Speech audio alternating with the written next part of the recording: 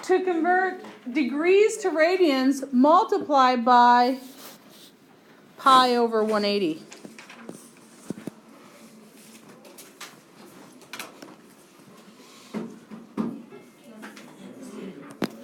Pi divided by 180 degrees.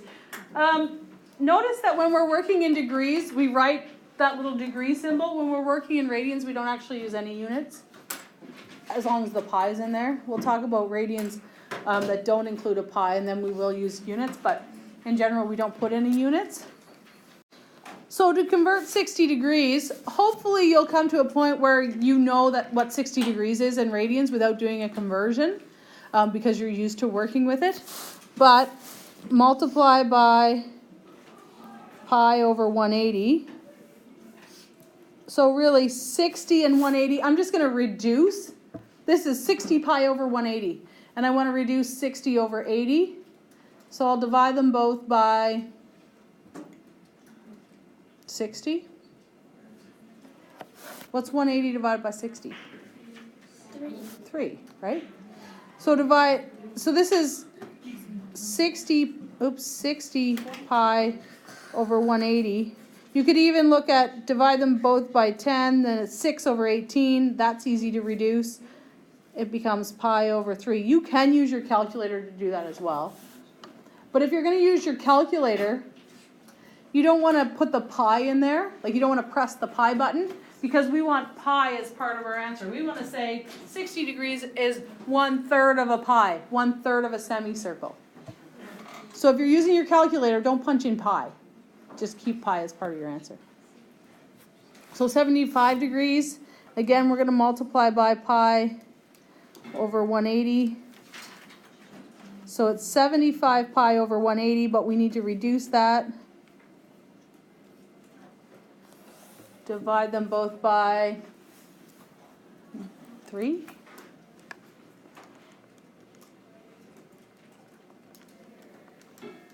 No, there's a bigger one than that. Divide them both by 15.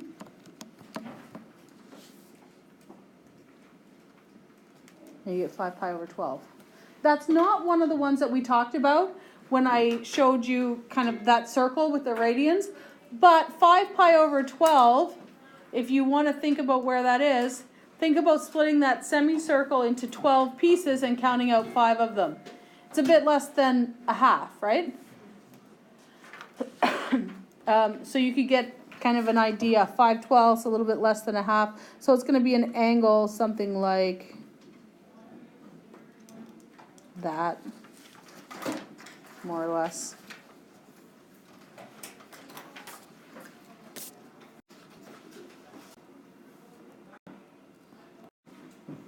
To convert radians to degrees, what do we have to multiply by?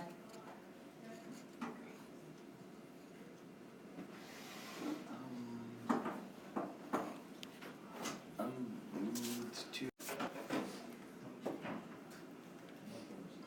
180 over pi. Switching from degrees to radians, we did multiply by pi over 180. If we're going the other way, just flip it over, multiply by 180 over pi. So 2 pi over 3, we'll multiply that by 180 over pi. The pi's cancel out. That's what you want, right? You just want a number of degrees. This is 180 degrees. So then let's reduce 180 divided by 3 is 60 times 2, 120 degrees. Yeah. 2 pi over 3 is 120 degrees. You can do it in your head, or you can use your calculator, whatever you want to do. I'm just going to usually, well, do it in my head, or a combination of both. 3 pi over 5 is not one that was on your chart, but let's think about it for a minute. 3 pi over 5, a semicircle is a full pi, so if we break that into 5 parts, where's 3 pi over 5? Here's 5 parts. 1, 2, 3. It's going to be there. So where approximately would you say that is? How many degrees? Without doing the actual conversion. Maybe around 140. It's definitely more than 90, less than 180. Looks to me like it's a little closer to 90 than 180, right? But let's do the conversion. And we end up with 108. So you're a little bit high with your guess of 140, but it's because it's a bit closer to 90.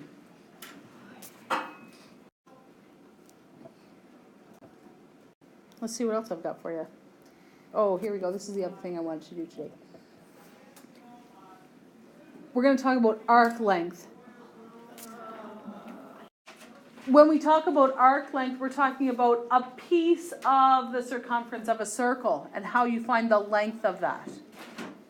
So you can't just measure it, right? Because it's curved.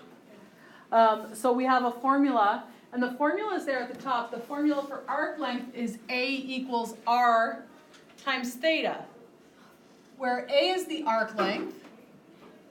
So it's shown here as A, that bolded line. Theta is the central angle measured in radians. Here's the central angle. In this case, it's 153 degrees, but we want it measured in radians. And R is the radius of the circle, which in this case is 5. The radius and arc length must have the same units. So this one just says solve for A to the nearest hundredth. And it gives us, so we're going to use that formula, A equals R times theta. R, that's easy, it's 5 centimeters. What do I put in the place of theta? Oh, the degree. The angle. Angle. Yeah. But this angle is 153 degrees. What do I have to do to it before I put it in the formula? 180. Convert it to radians, right? So we multiply by pi over 180. So I'm just going to put it in like that, 153 degrees times pi over 180. That'll change it into radians, and that's what you need.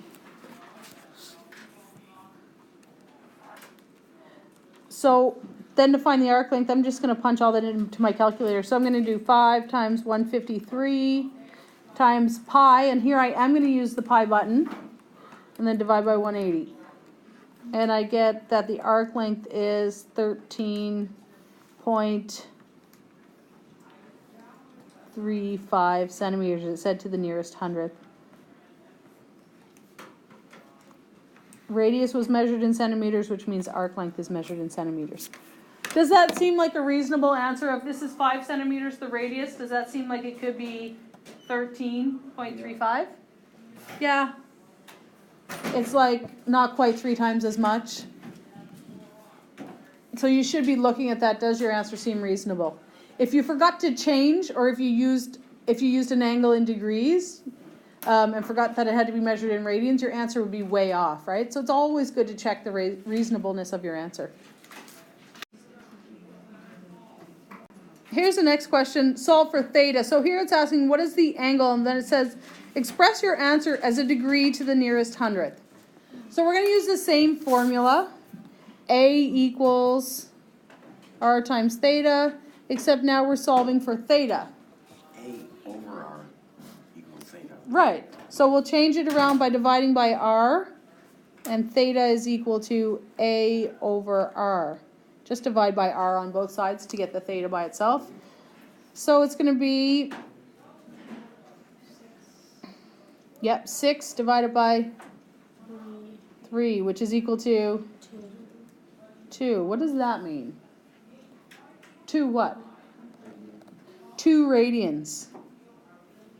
And this is where I am going to put units, RAD for radians. That's 2 radians. It's not 2 pi radians. 2 pi radians is a full circle, right? And that angle's not a full circle, but that is 2 radians. But actually it's asking us for the answer in degrees. So what do I have to do to switch from radians to degrees? 180 Multiply by 180 over pi.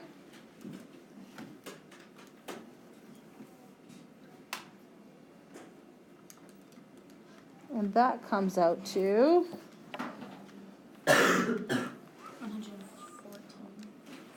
114. What does it ask?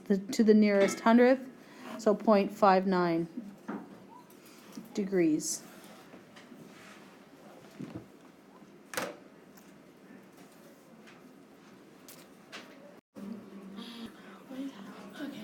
Solve for r to the nearest hundredth. This one's going to be easy, I think. A equals r times theta. We're solving for r, so r is equal to a over theta. What number do I put in for a? 1.23. That 1.23 pi. And then the angle is pi over 2. It's already measured in radians, so I don't have to convert. What's that work out to? You could cross out the pi's, yep. And then what happens with the 2? Yeah, you multiply it, right? This is the same as 1.23 pi multiplied by 2 over pi, because dividing by a fraction, you multiply by the reciprocal. So then you could cross out the pi's. Yeah, it's 1.23 times 2. So it's just 2.46 centimeters.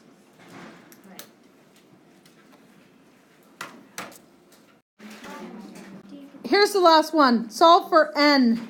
Express your answer as an exact value radian. Why don't I leave that one with you? So here's my solution. Theta is equal to a over r. So a is 5 pi over r, which is 6, which means that this angle in here, that I marked in red, that's 5 pi over 6. We need n, which is the opposite angle, but we know that the full circle is 2 pi, so n is equal to 2 pi minus theta, which is 5 pi over 6, or 3.66 radians.